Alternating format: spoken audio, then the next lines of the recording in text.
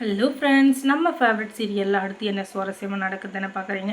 இந்த ராஜேஸ்வரி இருந்துக்கிட்டு நம்ம எந்த தப்பு பண்ணாலும் என்ன பண்ணாலும் நம்மளை கேட்கறதுக்கு யாருமே இல்லை, நான் மட்டும்தான் பெரிய ஆள், நான் பண்ணுறது மட்டும்தான் சரி, நான் மட்டும்தான் இந்த உலகத்துலேயே பெரிய ஆள் அப்படின்னு சொல்லிட்டு கர்வத்தில் சுற்றிட்டுருக்கா. அவளுடைய கர்வத்தை அடக்கிறதுக்குன்னு நம்ம போலீஸ் கமிஷனர் இருக்காங்க இல்லையா, சந்திரகாந்தா மேடம், அவங்க இருந்துக்கிட்டு இப்போ களத்தில் இறங்குறாங்க.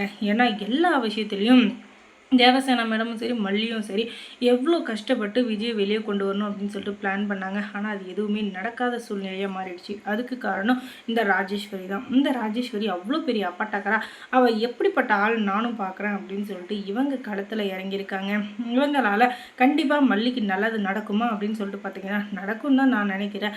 ஏன்னா இவங்களுடைய எண்ணம் முழுக்காவே 1000 குற்றவாளிகள் கூட விடுவிக்கப்படலாம், ஆனால் ஒரு குற்றவாளி கூட விடுவிக்கப்படவே கூடாது அப்படின்றதுல அவங்க எப்போவுமே குறியாக இருப்பாங்க. அதனால தான் இப்படி ஒரு இதை எடுத்திருக்காங்க.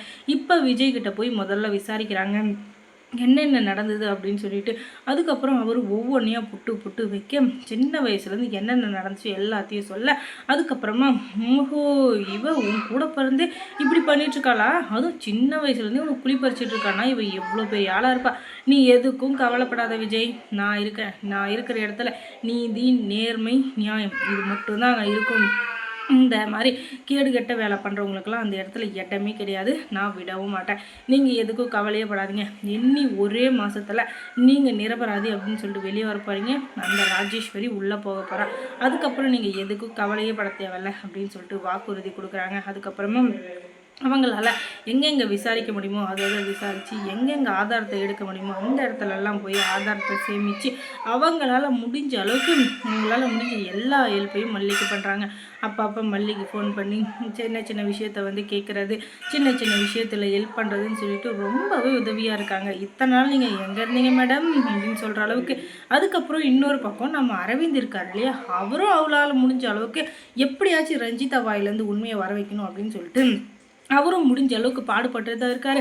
ஆனால் என்ன இதில் ஒரு கஷ்டமான விஷயம்னா எந்த ஒரு உண்மையுமே அப்படின்னு சொல்லிட்டு இவங்க குழப்பத்தில் சுற்றிட்டுருக்க. இன்னொரு பக்கம் அரவிந்த் எப்படியாச்சும் நம்ம மல்லிகை உதவியாக ஆகணும் அப்படின்னு சொல்லிட்டு அந்த ரஞ்சிதா கிட்ட ஏதாச்சும் ஒன்று கறக்க முடியுதான்னு பார்க்குறாங்க. ஆனால் எந்த ஒரு விஷயத்தையுமே அவள் லீக் அவுட் பண்ணவே மாட்டேங்கிறா. ஏன்னா அவர் அந்த ராஜிமா மேலே அந்த அளவுக்கு பாசத்தை வலிஞ்சு வச்சிருக்காள். அதனால தான் இவளை மாதிரி ஒரு பாசத்தை வச்சுங்கிறதும் யாருன்னா சும்மா இருக்கிறதும் ரெண்டும் ஒன்றே போ, எதையும் வெளியே சொல்ல மாட்டேங்கிறாளே அப்படின்னு சொல்லிட்டு அவரால் முடிஞ்ச அளவுக்கு நம்ம அரவிந்தும் என்னென்னவோ பிளான் பண்ணுறாரு. ஆனால் எதுவும் வேலைக்கு ஆகலை. அதுக்கு பெரிய முடிவு ஏதாச்சும் எடுக்கணும் அப்படின்னு சொல்லிட்டு ரஞ்சிதாவை கல்யாணம் பண்ணி அவளைக்கிட்ட எல்லா விஷயத்தையும் கேட்கலாம் அப்படின்னு சொல்லிட்டு கல்யாண லெவலுக்கு போயிடுறாரு. ஆனாலும் அங்கே எதையும் பண்ண முடியல. அதுக்கு காரணம் எல்லாமே இந்த ராஜேஸ்வரியோட பிளான் தான். என்ன தான் உன்னை அடித்து கேட்டாலும் என்ன தான் உன்னை நாஸ்தி பண்ணாலும் நீ எதையும் வெளியில் சொல்லவே கூடாது அப்படின்னு சொல்லிட்டு உறுதியாக இருக்காங்க.